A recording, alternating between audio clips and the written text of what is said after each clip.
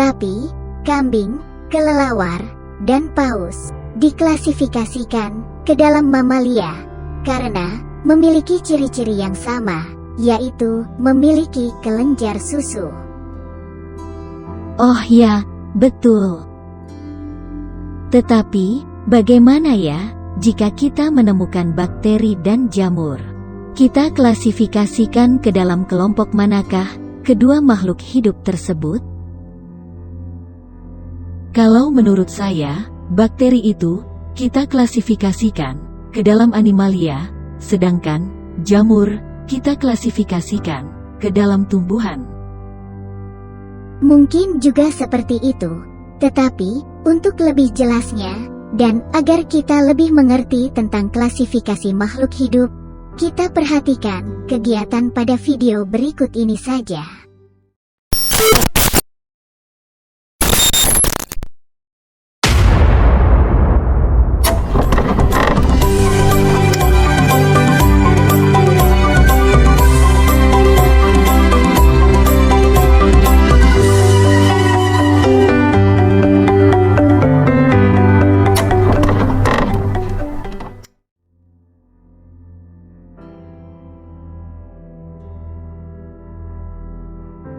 Makhluk hidup pada gambar tersebut adalah bakteri yang dilihat menggunakan mikroskop.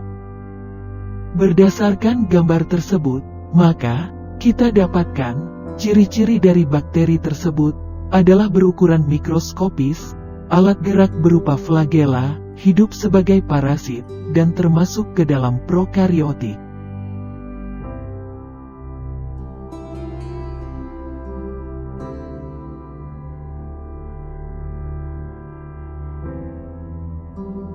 Makhluk hidup pada gambar tersebut adalah ikan. Berdasarkan gambar tersebut, maka kita dapatkan ciri-ciri dari ikan tersebut adalah berukuran makroskopis, alat gerak berupa sirip, hidup bebas di perairan, dan termasuk ke dalam eukariotik.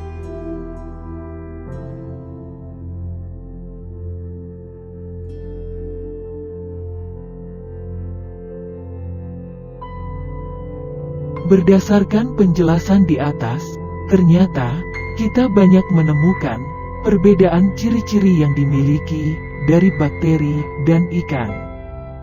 Seperti kita ketahui bersama, bahwa ikan diklasifikasikan ke dalam animalia, artinya apabila terdapat makhluk hidup lain yang banyak memiliki kesamaan ciri-ciri dengan ikan, akan diklasifikasikan ke dalam animalia.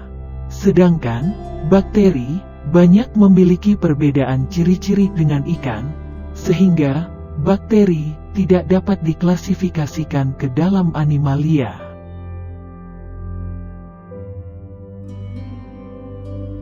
Makhluk hidup pada gambar tersebut adalah jamur. Berdasarkan gambar tersebut, maka kita dapatkan ciri-ciri dari jamur tersebut adalah bersifat saprofit atau parasit.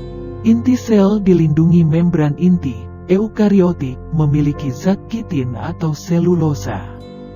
Tidak memiliki klorofil, tidak memiliki akar, batang, daun, serta tubuhnya tersusun atas benang-benang halus atau hifa. Makhluk hidup pada gambar tersebut adalah tanaman bunga mawar. Berdasarkan gambar tersebut, maka kita dapatkan ciri-ciri dari tanaman bunga mawar tersebut adalah inti sel dilindungi membran inti atau eukariotik, memiliki klorofil, memiliki akar, batang, daun, serta alat perkembangbiakannya berupa bunga. Berdasarkan penjelasan di atas, ternyata kita banyak menemukan perbedaan ciri-ciri yang dimiliki dari jamur dan tanaman bunga mawar.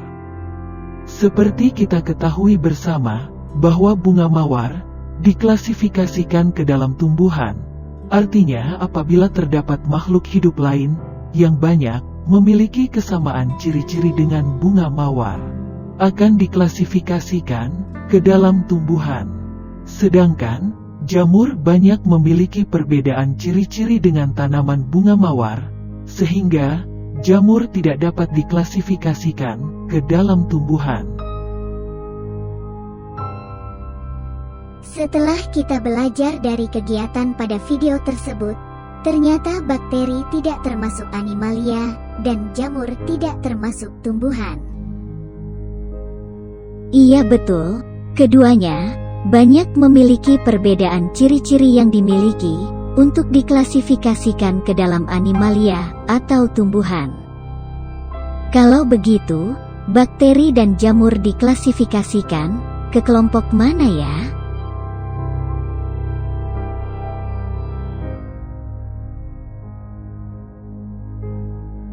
Para ilmuwan telah mengklasifikasikan makhluk hidup menjadi 5 kingdom. Yang pertama, yaitu dengan ciri-ciri uniseluler, prokariotik, dan berukuran mikroskopis.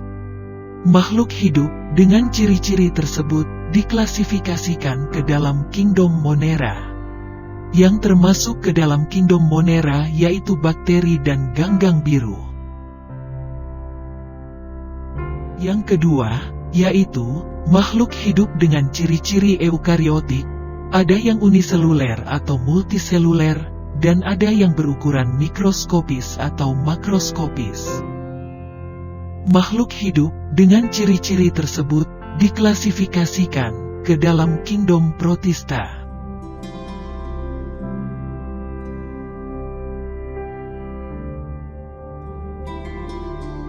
Yang ketiga, yaitu makhluk hidup dengan ciri-ciri tidak memiliki klorofil, berkembang biak dengan spora, bersifat saprofit atau parasit, tubuhnya tersusun atas hifa, dan bersifat eukariotik. Makhluk hidup dengan ciri-ciri tersebut diklasifikasikan ke dalam kingdom fungi atau jamur. Yang keempat, yaitu kingdom tumbuhan, dengan ciri khusus, yaitu makhluk hidup yang memiliki klorofil dan memiliki dinding sel. Di antaranya adalah tumbuhan lumut, tumbuhan paku, dan tumbuhan berbiji. Yang kelima, yaitu kingdom animalia, dengan ciri-ciri heterotrof, bersifat eukariotik, multiseluler, dan tidak memiliki dinding sel.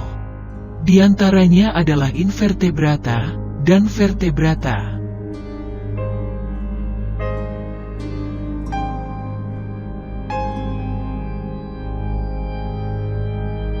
Maaf ya, ternyata saya salah. Bakteri diklasifikasikan ke dalam Monera, dan jamur diklasifikasikan ke dalam fungi.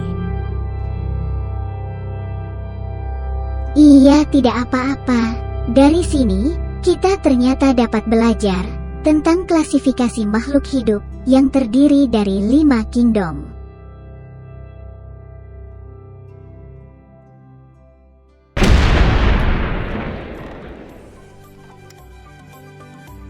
Semoga kegiatan berliterasi digital yang telah kita lakukan ini menjadi ilmu yang bermanfaat.